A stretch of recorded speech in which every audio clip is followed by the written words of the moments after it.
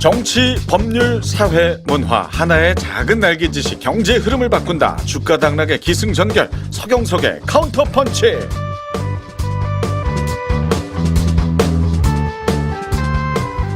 자, 오늘 함께 하실 분들입니다. 청인인베스트의 오한결 대표, KB증권의 이만준 과장, 문희정 국제정치평론가 세 분입니다. 반갑습니다. 안녕하세요. 안녕하십니까. 네, 이제 슬슬 저희 이제 팀워크가 좀 생기는 것 같아요, 그죠? 좋아요. 정말 이제 가족 같은 느낌, 화기애매하고 가축적이고 참 좋아요. 네, 네. 아주 그 오래된 얘기를 옛날 사람. 지금 것처럼 이렇게 편하게 하시는 우리 문희정님. 네, 오늘 안 그래도 제가 이제 10회 즈음 해서 간단한 회식 자리를 마련하려고 하는데 요 방송 끝나고 또 시간이 안 되신다고. 예. 오늘 시간이 안 되세요? 네. 아니 오늘 시간이 안 되는 게 죄예요? 아 그런 건 아닌데. 안 될 수도 있죠. 회식 얘기를 지금 들었습니다. 저는. 저도 네, 지금 방금 들었어요. 방금 들어가지고. 네, 저는 이제 네. 번개 회식 좋아합니다. 네, 제가 낼 때는 아주 그 최소한 내려고 이렇게 하시는 와. 거예요. 제가 봤을 때 빙고, 정답. 머리수 줄이기. 네, 그래서 이렇게 다음 날 일이 있으신 분들 정말 좋아해요. 왕치사 똥반스다. 이 멘트도 참. 찰지죠? 정석은 팟캐스트에서 보여주신 그 화려한 용어와 그 깊이에 비해서 정말 평상시 이렇게 던지는 건 참 저급하네요. 네, 정말 요즘 친구들도 안 하는 이야기를. 아니 왕치사 똥파스 진짜 오랜만에 들어봤습니다. 똥파스. 이건 지역에 상관없이 다 사용한 말이었죠. 그래요. 네. 저는 부산 출신이라. 부산 고향이시군요. 네. 우리 이만준 과장 고향 어디입니까?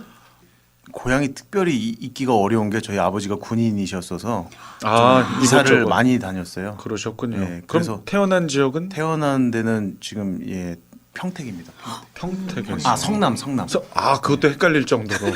평택 임실에서 제 평택이라고 한 것 같아요. 네. 이곳저곳 많이 옮겨 다니시니까 예. 그러실 수 있어요. 오한결 대표는 서울이죠? 네 서울입니다. 네. 전형적인 서울 남자처럼 생기셨잖아요. 얼굴이 아니야. 진짜 서울스러워요. 근데 네. 세련되게 뭔가 그런 게 있어. 오 대표님은. 아니 뭐 세련돼서 그렇다는 게 아니라 약간 눈도 뭐 이렇게 쌍꺼풀 수술했을 것 안 같은 했습니다. 그런 전혀 눈에다가 안 했고요. 전혀 안 했습니다. 뭔가 이제 그대로 놔두지 않는 느낌?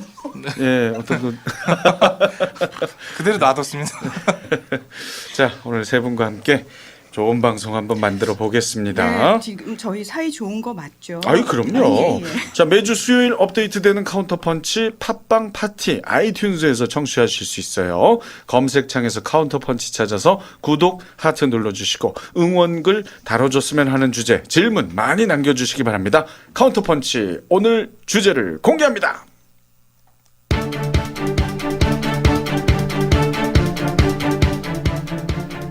한 주간 뉴스를 틀면 나오는 미국 연준의 기준금리 인상. 미국은 올해 들어 세 번째 금리 인상 카드를 꺼내들었고 이에 신흥국들의 신음이 깊어진다는 소식입니다. 어렵게만 들리던 연준의 기준금리 인상 뉴스. 서경석의 카운터펀치 1부에서는 미국의 기준금리 인상의 의미와 한국 경제에 미치는 영향들을 알아봅니다.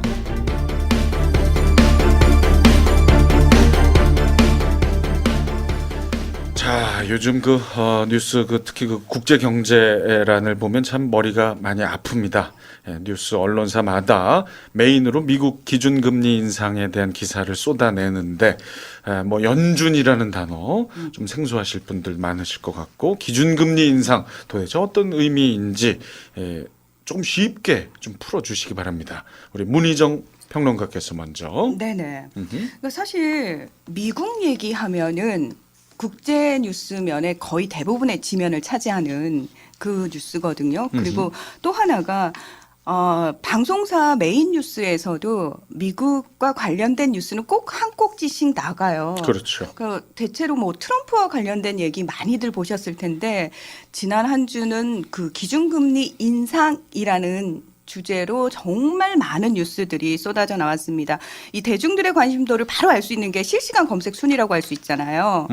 그러니까 더불어서 또 이 관심도를 같이 끌어올리는 역할을 언론들의 보도가 또 담당을 하고 있거든요. 그래서 네이버 키워드 검색량과 기사들의 통계를 좀 소개해 드리면은 어느 정도로 사람들이 관심을 보이고 있는지 알 수 있을 것 같은데요. 그렇죠. 자, 9월 27일 날 미 연준 발표가 있었습니다. 그리고 바로 실시간 검색 2위로 미국 금리 인상이 등장을 했고요. 그리고 네이버에서 미국 기준금리 기사량 1,850개. 어휴, 그러니까 언론사라고 붙이고 있는 곳에서는 몽땅 다 이 기사를 다뤘다라고 보시면 되고요. 물론 한 언론사에서 미국 기준금리와 관련돼서 기사 하나만 내는 건 아니에요. 그것과 관련된 영향이라든지 관련된 기사들을 계속해서 업데이트를 합니다. 예. 그래서 이 기준금리 인상 키워드의 트래픽은 모바일과 PC를 합쳐서 약 3만 개로 집계가 됐습니다. 어마어마하네. 정말 많은 기사가 쏟아진 거잖아요. 네. 그만큼 관심이 있다는 건데.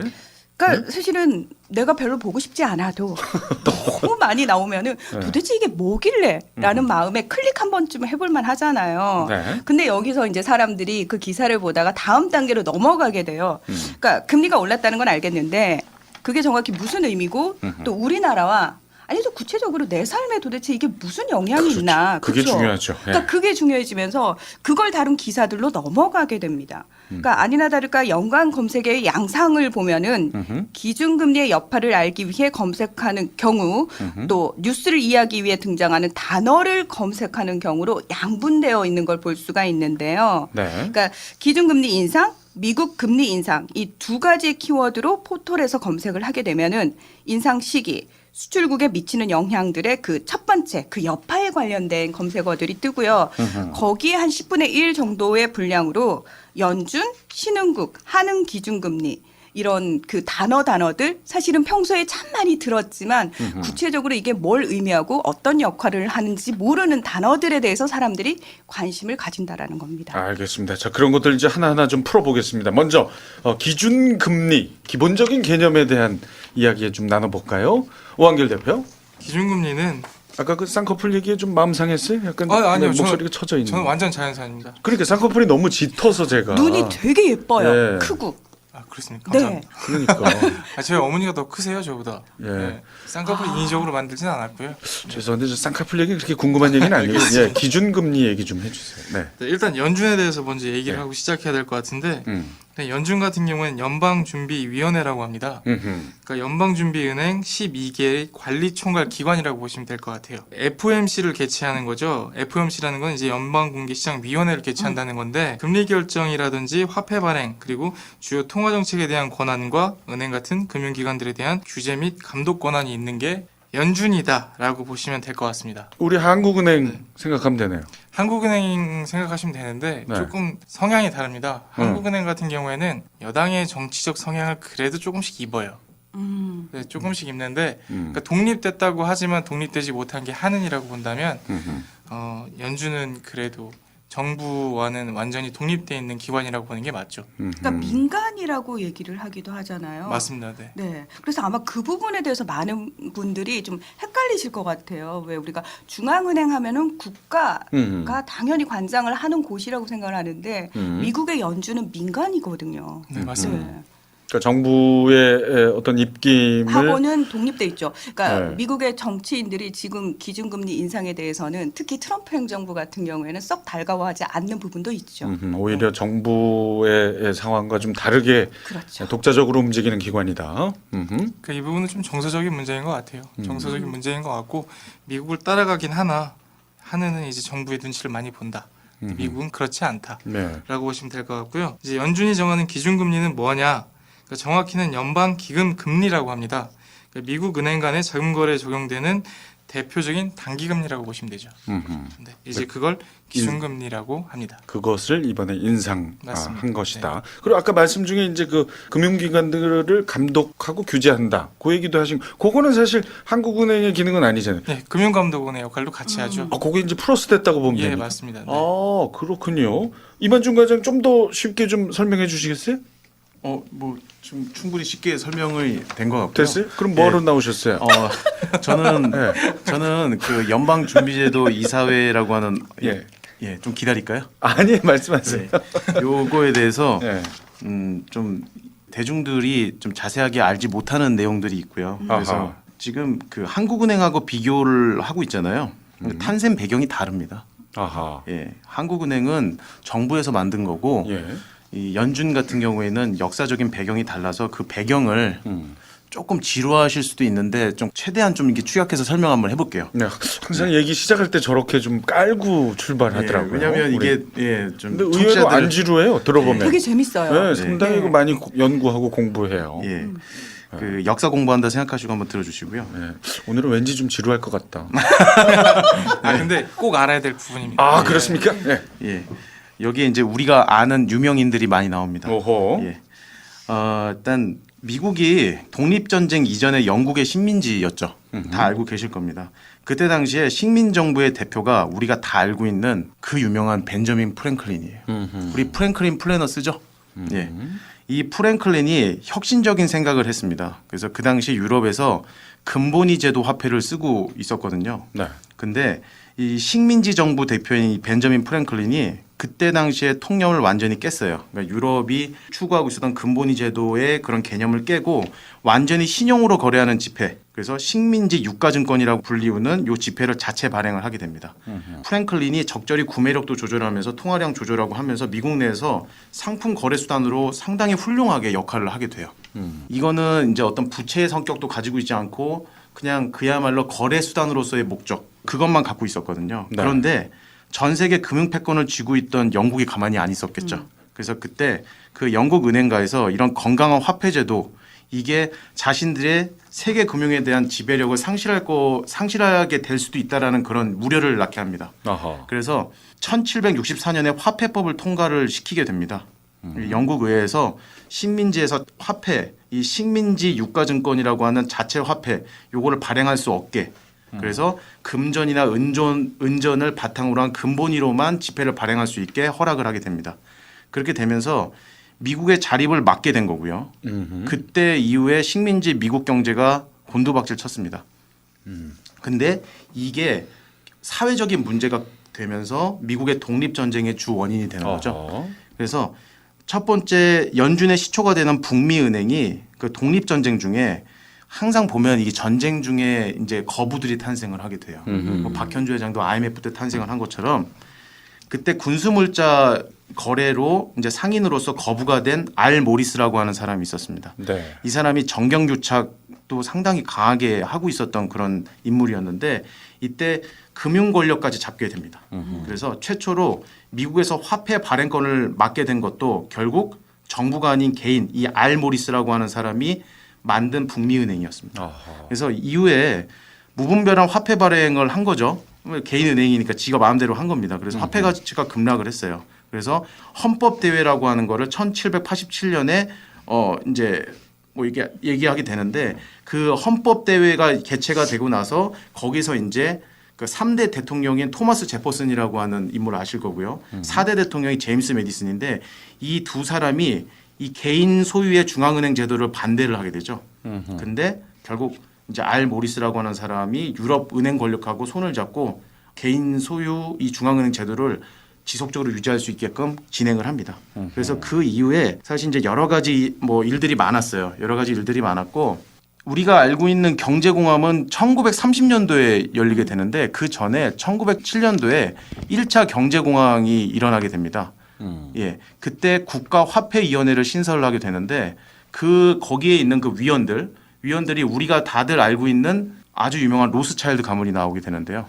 그 로스차일드 가문의 대리인 역할을 했던 소위 말해서 앞잡이죠. 앞잡이인 JP 모건이라고 하는 사람이 나옵니다. 그래서 이 JP 모건 쪽 사람으로 이 위원회가 채워지게 됩니다. 그리고 지금도 보면은 재벌들끼리 혈연 관계를 맺죠. 그래서 그때 당시에도 재벌들끼리 결혼을 하게 됩니다. 그래서 네. 위원들의 위원장과 록펠러 자녀하고 결혼을 시키고 이런 식으로 혈연 관계로 똘똘 뭉치면서 권력을 점점 더 공고하게 만드는 그런 상황이었고요. 여기서 이제 중요한 대목이 나오는데 이때 당시 그 화폐위원회 이 내용과 이어지는 내용이에요. 그러니까 이 조지아 섬이라고 불리는 이제 섬이 있는데 거기에 이제 JP 모건 소유의 대저택이 있습니다. 그 대저택 이름이 헌트클럽인데 이 헌트클럽에서 국가화폐위원회 이 위원장과 그 당시 재력가 7명이 모여서 미국 헌법에 개인 소유 중앙은행 이 제도, 이 연방지급준비제도의 법을 삽입하는 법안을 작성을 그때부터 시작을 하게 되는 거죠. 그러니까 연준이 이 논의 때부터 본격적으로 수면 위로 올라왔다라고 보시면 되고요. 네. 그리고 이제 그때 당시에 이제 은행이라고 불렸었거든요.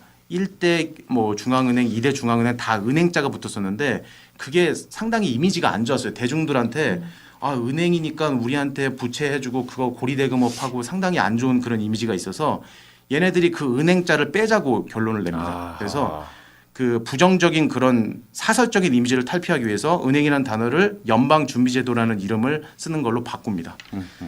지금부터 이제 연방준비제도 이사회의 그 구조에 대해서 설명을 드릴 건데요. 그러니까 미국 정부로부터 독립돼 있어요. 독립돼 있고 전국에 아까 이제 대표님이 얘기하셨듯이 12개 지역이 있습니다. 보스턴, 필라델피아, 뉴욕, 클리브랜드, 리치먼드, 애틀란타, 시카고, 세인트루이스, 미니폴리스, 캔자스시티, 댈러스, 샌프란시스코. 이걸 제가 뭐 굳이 이렇게 다 얘기한 이유는 기억하시라고 공부가 되시라고 말씀을 드린 거고요. 네. 이 12개 지역으로 나누고 각각 지역 연준 은행 회장이 이사입니다. 지분을 갖고 있는 거예요. 12개. 12개 그 이제 연방 은행의 회장을 한 명씩 둡니다. 그리고 워싱턴에 본점이 있는데 그 본점에 7명의 이사를 두게 되는데 이 7명의 이사는 대통령 지명권이 있습니다. 그런데 대통령이 지명하면 상원에서 인준을 하는 건데 11월 6일 날 중간 선거 하지 않습니까? 이거 만약에 뭐 상원 의원이 공화당 쪽이 아니라 민주당 쪽으로 되면은 뭐 그 타이밍 때 이렇게 연준 이제 중앙 이사들을 이렇게 선정하는 그런 안건이 있었다면 그거는 뭐 대통령 의도대로 안 될 가능성도 있는 거죠. 그렇겠네요. 결국에는 정치권이랑 이렇게 연루가 돼 있는 거고요. 해고시킬 수가 없습니다. 일단 임명이 되면 절대 해고시킬 수가 없어요. 그 7명의 이사는. 그래요. 예. 그러니까 연준 의장을 대통령이 마음대로 지정을 한다 하더라도 12개의 연준은행 회장 있다고 제가 말씀드렸죠. 12개 지역에. 네네. 그리고 임기가 14년이거든요. 그렇기 때문에 엄청 기네요. 이 사람들이 오케이 안 하면 절대 자를 수도 없어요. 그러니까 결국에는 겉으로 봤을 때는 이제 대통령이 지명하는 것처럼 보이지만 결국에는 그게 아닐 가능성이 크다. 그렇게 생각을 하시면 되고요. 그리고 이제 지금 탄생 배경 이런 탄생 배경을 갖고 있는 개인 소유 은행인데 이 연준에서 달러를 찍어내는 메커니즘 궁금하시지 않습니까? 달러 어떻게 찍어내지? 궁금하실 텐데 그거 간단하게 설명을 드리면 중앙은행은 정부가 이제 정책 방향을 세워서 그거에 맞게 해당 통화를 찍어내거든요. 통화량 조절하는 차원에서. 네. 근데 미국은 의회의 의결을 거쳐서 연준에 얼마가 필요하다고 허락을 요청합니다. 그러면 요청을 받으면 연준이 아까 공개시장위원회를 연다고 그렇게 말씀하셨는데 FOMC를 엽니다. 그래서 공개시장위원회에서 국채 발행을 허락을 하게 됩니다. 그래서 이 국채 발행 허락하면 그 국채를 연준이 사주게 돼요. 발행을 하면 그 발행한 걸 사주는 거죠. 지네들끼리 주고받고 하는 겁니다. 사주면 시중에 통화가 풀리겠죠. 그렇죠. 그렇게 통화량을 늘립니다. 그러니까 결국에는 정부가 하는 거는 국공채를 발행하는 거고 그거를 연준이 사주면서 통화량이 풀린다. 그렇게 보시면 되고요. 지금 지급준비율이라고 하는 그 단어를 들어보셨을 거예요. 이게, 지급준비율. 예, 이게 우리가 생각했을 때는 이거 통화량 조절하는 거 아니야? 이 정도 생각하시면은 사실 공부를 하신 건데 사실 이 지급준비율은 상당히 꼼수입니다. 이건 통화 성수를 야기시켜요. 그래서 실제로 찍어낸 그 통화량보다 훨씬 더 많은 양의 통화량이 유통되게끔 소위 말해서 광의의 통화량이 증가하게끔 만듭니다. 그래서 예를 들어서 지금 BIS 국제결제은행에서 요구 수준이 8% 수준이거든요. 이 8%로 계산했을 때 실제로 찍어내는 것보다 광의의 통화량이 한 12.5배가 늘어나게 됩니다. 그러니까 지급 준비율이라고 하는 이 개념은 사실 어떻게 보면 되게 멋있어 보이는데 예, 이 통화량을 늘리기 위한 이제 어떻게 보면 좀 이렇게 꼼수 중에 하나다. 꼼수 중에 하나다라고 보시면 좋을 것 같습니다. 예. 그렇게 이해하시면 좋을 것 같아요. 자, 그 이만준 과장 설명까지 들으니까 우리의 한국은행과 좀 다른 점은 금감원의 기능까지 하고 있고 아까 말씀하신 대로 정부와 완벽하게 떨어진 건 아니네요. 약간의 그 관계가 있긴 한데 우리만큼은 아니다. 그렇죠. 그렇죠? 예. 예. 그러니까 정부의 눈치를 안 본다는 거죠. 안 연준. 보지만 그래도 때로는 뭐 협상을 하거나 협의를 할 때는 있는 거잖아요. 아까 말씀하신 대로라면.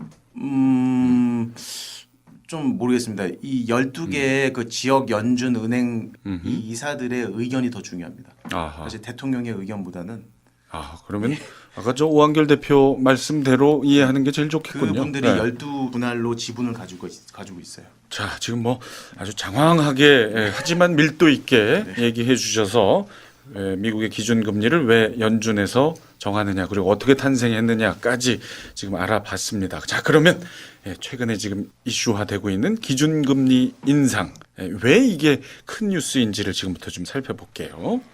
기준금리 인상하면 뭐가 달라집니까, 미국이? 미국의 입장에서 보게 되면 이제 연준도 경제 성장률 그리고 물가, 고용 지표 등 다양한 경제 지표들을 고려하면서 점진적인 금리 인상을 유도하는데 이제 서브프라임 모기지 사태 이후 미국은 이제 양적 완화 정책을 펼쳤습니다. 그리고 현재의 금리 인상은 이에 대한 출구 전략의 일환이라고 볼 수 있겠고요. 경제 상황이 이제 뒷받침되면서 금리를 인상시켜 풀었던 통화를 이제 회수하려는 목적이라고 보시면 될 것 같아요. 이제 미국 내 일이긴 하지만 미국은 이제 초고도화된 금융 시스템을 보유하고 있거든요. 그러니까 미국 내 자금뿐만 아니라 세계적인 영향을 미치기 때문에 이제 국내는 물론이고 세계의 시선이 집중되는 것은 당연하고요. 근데 그 중에서 이제 또 우리나라의 상황을 살펴봐야 될 것 같습니다. 우리나라의 상황을 살펴보게 되면 미국이 기준금리를 인상하는 것 자체는 미국의 이제 통화 가치가 상승한다는 걸 의미해요. 그래서 이는 환율과 또 연결이 되는데 원화 가치의 변화가 없더라도 달러 가치가 상승하게 됩니다. 그러면 자연스럽게 환율은 올라가 버리고 상대적으로 원화는 평가 절하가 돼 버리죠. 이 경우 이제 해외 투자자의 입장에서는 뭐 주식으로도 수익을 보고 있거나 약간의 손실을 보고 있는 부분들을 이제 환차손이 발생을 하기 때문에 그걸 가지고 해지를 한다거나 아니면 더 수익을 극대화시킬 수 있어요. 그래서 국내에 들어온 이제 외국계 자금의 이탈 가능성이 발생을 하게 되고요. 이제 이를 막기 위해서 국내 금리의 조정 또한 불가피하지 않나. 네. 뒤에서 설명을 드리겠지만 국내 상황을 또 고려하면 이게 덜컥 올려버리기가 쉽지가 않아요. 그 이유는 지금 가계부채가 1,500조 이상을 육박하는데 네. 금리가 0.25%가 올라갈 때마다 이자 부담이 2.3조가 늘어나거든요. 그렇다 보니까 한은에서도 미국이 금리를 올려도 따라가지 못하고 현재 갭차가 계속해서 발생하는 이유가 되기도 하죠. 그래서 이 말씀을 왜 드리냐면 금리 인상 이슈가 이제 국내 시장과 전혀 관련이 없는 게 아니라 있다는 걸 말씀드리고 싶었고요. 과거 금리 인상을 했을 때 당시와 현재의 미국과 우리나라의 경제 상황이 굉장히 많이 다르기 때문에 미국이 금리를 인상하고 내년에도 금리를 2, 3회 인상한다고 하는 이유가 미국 경제는 현재 초호황을 누리고 있단 말이에요. 네. 네. 반면에 현재 국내 경제 상황은 상당히 안 좋기 때문에 미국을 따라서 금리 인상을 하는 것 자체도 굉장히 부담스럽고 그리고 외국인 투자자들은 경제 상황이 좋은 국가의 투자 비중을 늘릴 수밖에 없는데 우리나라가 미국을 따라서 금리 인상을 하더라도 미국과 한국의 경제 상황과 펀더멘털을 비교해 보면 우리나라보다 미국에 투자하는 게 더욱 매력적입니다. 그러니까 아무래도 이번 미국의 금리 인상이 현재 우리나라 주식시장에 부담을 줄 수 있는 요인이라고 볼 수밖에 없는 거죠. 이러지도 저러지도 못하는 맞습니다. 네. 우리가 곤란한 상황. 지금 말씀하시고 조금 더 쉽게 좀 풀어주십시오. 우리 문희정 정치평론가. 네. 그래서 그 사실 그 연준 의장이 매파냐 비둘기 파냐 이것도 굉장히 뉴스거리가 되잖아요. 그 양적 완화를 하면서 거의 제로 금리에 가까웠던 달러가 과연 지금까지 오를 거라고는 그 당시엔 또 생각을 못했고 제가 기억하기로는 몇 년 전까지만 해도 과연 출구 전략은 언제쯤 지금쯤 나와야 되지 않냐라고 얘기했을 때까지도 계속 제로 금리를 유지를 하다가 최근 들어서 올 들어서만 벌써 3번을 올린 거거든요. 그리고 12월 달에 다시 올릴 거라고 예고를 하고 있고 문제는 금리 인상의 속도잖아요. 그러니까 이 속도를 계속해서 저희가 그때마다 계속 대응해가지고 따라갈 수가 없는 상황이거든요. 너무 잦죠. 그러니까요. 그렇게 되면은 문제가 뭐냐면은 이게 약간 경제가 심리적인 부분도 있어가지고 실질적으로 우리나라 기준금리에 변화가 없어요. 지금 9개월째 동결인데도 불구하고 이미 대출금리는 올랐거든요. 아하. 그러니까 사람들이 심적으로 부담을 받기 시작한다라는 겁니다. 그래서 가장 내 삶과 직결돼서는 저희가 금리가 오르면은 야 내가 저축을 하면 이자를 더 받겠구나라는 생각보다는 이제는 아유 내가 은행에 지고 있는 빚의 이자가 더 늘어나구나라는 생각부터 먼저 하는 거죠. 그리고 왜 시중에 돈이 풀리게 되면은 투자할 곳을 찾아서 막 돌아다니다가 우리나라 같은 경우는 부동산이 제일 만만하잖아요. 근데 금리가 오르게 되면은 부동산으로 투자하는 것보다는 은행에 넣어두거나 또는 투자 쪽으로 돌리게 되면은 훨씬 더 낫겠구나라는 생각을 한다라는 거죠. 그래서 이게 가계대출과 부동산 쪽으로도 기준금리 인상 자체가 영향을 끼칠 수밖에 없는 상황이 돼버리는 겁니다. 네. 이만준 과장. 네. 9월달 이제 FOMC 회의에서 연방 금리를 이제 밴드 상한선을 2.25까지 이렇게 확 올렸죠. 그래서 2008년 처음으로 이제 2%가 넘었습니다. 기준금리로 넘어갔는데 지금 우리나라 금리하고 차이가 0.75%입니다. 0.75%인데 과거에 한미 기준금리 역전된 그때가 3번 있었습니다. 2006년 5월에서 6월, 7월 이렇게 지금 3개월간 이제 이 기준금리 차이가 1%가 됐었고요. 네. 0.75% 차이 난 적은 2006년, 2007년 이렇게 해서 한 1년 동안 계속 0.75% 차이가 있었어요. 그래서 지금 그 11월 달에 기준금리 이제 인상을 우리나라가 하지 않으면 미국은 기준금리 올릴 테니까 1%까지 확대가 되는 거죠. 아하. 예, 그렇게 생각을 하셔야 되는데 지금 그 달러 그 한미 기준금리 격차가 이렇게까지 확대가 될 걸로 예상을 했어요. 이미 했는데 한국은행은 금리를 올릴 수가 없는 상황입니다. 왜? 뭐 이거는 이제 우리나라 경제 지표가 금리 인상 지지할 수 있는 그런 체력이 안 된다고 판단한 거예요. 그래서 한국은행이 기준금리를 올려야 될 이유, 이 이유 뭘까요? 한국은행 기준금리를 근데 지금 올려야 되잖아요. 올리지 말아야 되고 경제 지표도 안 받쳐주는데 올려야만 하는 이유, 올려야만 하는 이유 그게 뭘까요? 뭐예요? 외국 자본의 이탈을 사실은 제일 많이 얘기를 하잖아요. 그렇죠. 예. 지금 가계부채 문제가 심각해지는데 중요한 건 부동산 시장을 규제하는 9.13 대책이 나왔잖아요. 그러면 지금 부동산 가격을 완전히 잡았다고 볼 수는 없지만 인상률이 살짝 좀 둔화된 상황이거든요. 그러니까 이런 것들이 지금 기준금리를 인상할 수 있는 약간의 숨통을 약간 트이게 만들어주고 있습니다. 아. 예, 기준금리를 인상해도 되겠다라는 생각을 하게끔 만들어주고 있어요. 물론 정부가 그거를 조장을 한 거고요. 예, 부동산에 이저 그렇죠. 가라앉히기 위해서. 그렇죠. 어허. 그리고 이제 부동산 이 대출 담보 대출이 전체 가계부채의 40%입니다. 아, 많군요. 예, 상당히 비중이 크다고 보시면 되는데 이 9.13 규제 성공하면 당연히 가계부채 증가율을 좀 잡을 수 있겠죠. 예, 그렇게 해서 기준금리를 인상할 수 있는 토양을 아주 미약하게나마 만들었다라고 보시면 되는데, 근데 이제 금리를 동결할 수도 있는 이유는 뭐 실물지표, 금융지표 다 안 좋거든요 지금. 그래서 대출자들 이자 비용 뭐 증가 문제도 있기 때문에 지금 한국은행이 기준금리를 올려야만 하는 그런 상황이라서 올리는 거지 지금 다 준비가 돼서 올리는 거는 아니다. 그렇게 생각을 하시면 좋을 것 같습니다. 근데 부동산 시장도 사실 서울하고 또 지방이라고 흔히 얘기하는 그 지역 쪽하고 거의 양극화가 심화가 되고 있는 상황이거든요. 그런 상황이라면은 그 부동산 정책 차원에서 기준금리를 또 올린다라는 게 쉬운 결정은 아니란 말이죠. 그렇죠. 그렇죠. 그 네. 부분도 사실은 문제가 되는 거거든요. 쉽게 뭔가를 할 수 없는 상황이 네. 예, 우리에게 닥치기 때문에 네. 여러모로 하여튼 힘들어질 수밖에 없군요. 근데 뭐 이주열 한국은행 총재라든지 또는 김동연 부총리 같은 경우에는 우리 경제가 그 정도는 좀 견딜 수 있는 펀더멘털이 된다라고 얘기는 하고 있거든요.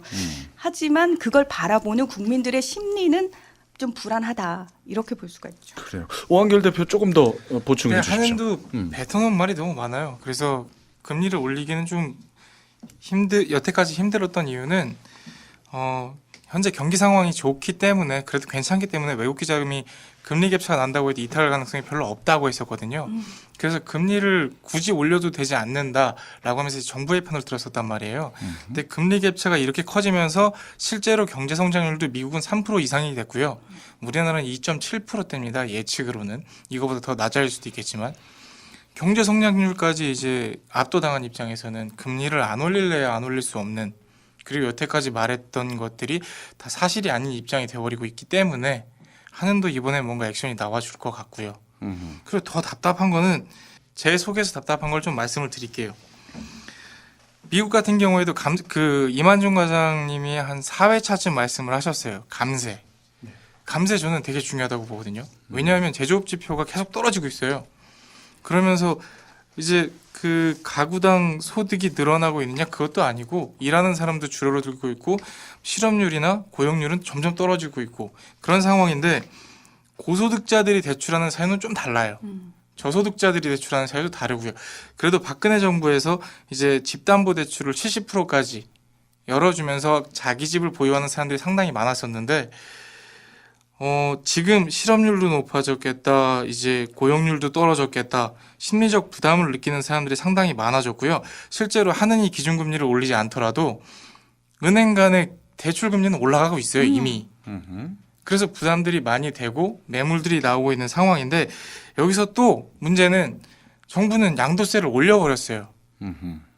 그래서 그러니까 이게 답답한 이유는 고소득자들과 저소득자들의 어떤 세금 과세 구간이 이렇게 있듯이 또 중소기업과 소자영업자들과 대기업들과의 괴리가 많이 심하듯이 이것도 좀 적법하게 그 과세 구간을 나눠줬으면 좋겠다는 생각을 가지고요.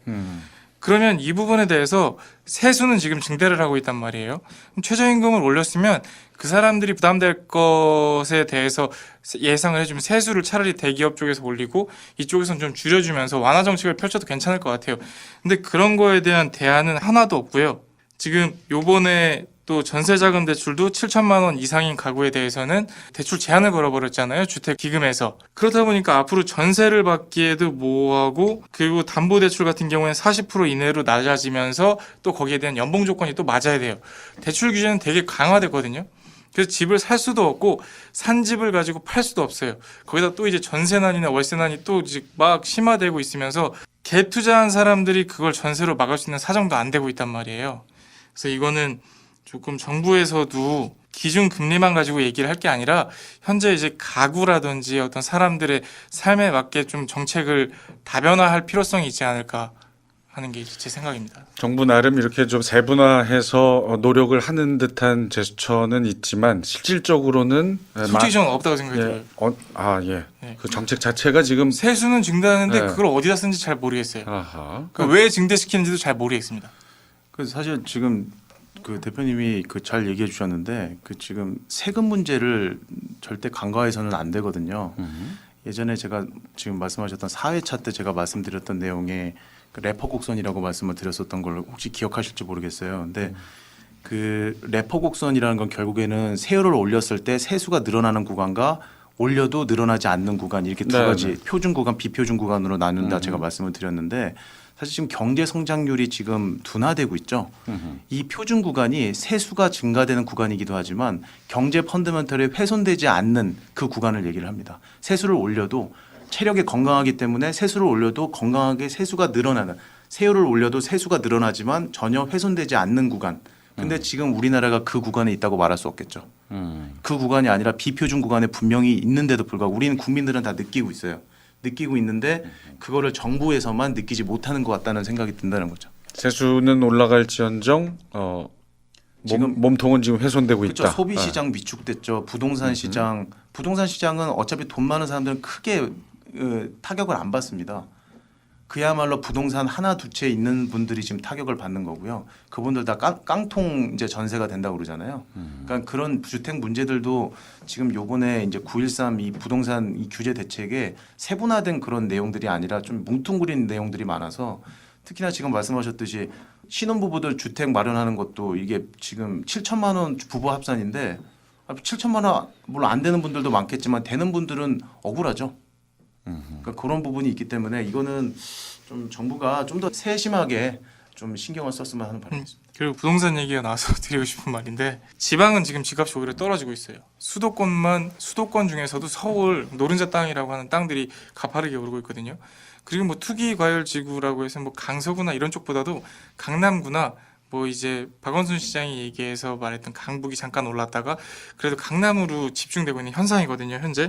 근데 문제는 저소득자들이 집을 살 때는 약간 그래도 강남에 있는 고가 형성된 주택들보다 지방이라든지 그런 쪽에 주택들을 많이 사놨어요. 그리고 자기들이 버는 돈이 있었고, 그리고 대출을 받을 당시 금리가 있었으니까 그걸 가지고 계획을 세워서 난 이거 이렇게 갚아갈 수 있겠다라고 생각하고 주택을 샀는데, 중요한 건 실업률이 올라가면서 그 돈마저도 못 벌게 되는 상황들이 많이 생겼고요. 그러면서 지방들은 집값도 떨어지고 전세난에 월세난도 생기니까 이게 다른 걸로 막아질 수도 없는 거예요. 지방에서는 공급 자체가 많아질 수밖에 없고요. 왜냐하면 이 사람들이 돈을 못 벌고 그 기업들도 무너져 가니까. 실제로 대구나 강원도만 가도 경기가 상당히 침체돼 있어요. 택시도 잘 안 보여요. 네, 그게 실물 경제인데, 그러면 지방에서는 공급이 계속 나오다 보니까 집값이 떨어질 수밖에 없고 수요자들은 안 사요. 근데 반대로 돈이 있는 사람들이 강남에 몰려 있단 말이에요. 서울에 몰려 있단 말이죠. 근데 이 사람들은 공급을 안 해요. 양도세가 확 올라갔으니까 그 돈 다 받겠다 이거예요. 웃돈을 받는다든지 아니면 요즘엔 그것도 많이 늘었다 그래요. 그 다운 계약서라고 하죠. 이 웃돈이 안 될 것 같으면 다운 계약서를 하자. 이거 안 할 거면 나 안 한다. 이렇게 대놓고 해버려요. 거기다가 이제 서울 자체는 공급이 부족하지 않습니까? 수요는 많은데. 그렇다 보니까 수도권은 서울 중심부는 올라갈 수밖에 없고 지방은 경기도 안 좋아지면서 주택값도 떨어지니까 이 사람들이 살 수 있는 환경이 안 되는 거죠. 그래서 이거를 좀 정부에서는 알아야 되는데 예. 그마저도 모르고 넘어가는 것 같아서 좀 답답합니다, 사실. 지금 뭐 부동산 문제만 봐도 정작 잡아야 할 서울 그 노른자 땅들의 집값은 천정부지로 계속 오르고 있고 그들은 뭐 끄떡도 없고 오히려 열심히 사시는 서민분들만 좀 힘들게 하는 거 아니냐. 뭐 이런 문제들이 야기될 정도로 이 모든 현상들을 좀 부추길 수 있는 것이 바로 미국의 기준금리 인상이다. 예, 간단하게 부동산 문제만 봐도 이렇게 복잡해지는데 자. 이 쉽지 않네요. 예, 자, 1부에서 이 미국 연준의 기준금리에 대해서 간단히 좀 알아보고 그것이 한국 경제에 미치는 영향 얘기를 나눠봤고요. 계속해서 2부에서는 기준금리와 신흥국의 위험한 관계에 대해 알아보고 이 상황에 맞는 추천 종목도 조금 들려드릴까 합니다.